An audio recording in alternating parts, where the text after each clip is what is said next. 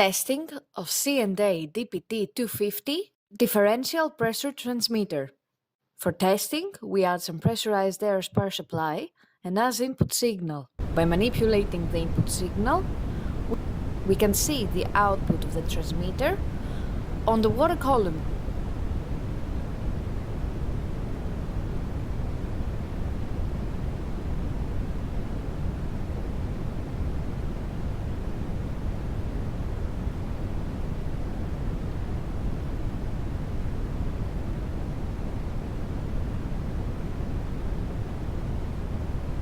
It is now clear that the DPT-250 differential pressure transmitter is working successfully and is ready to be delivered to the customer.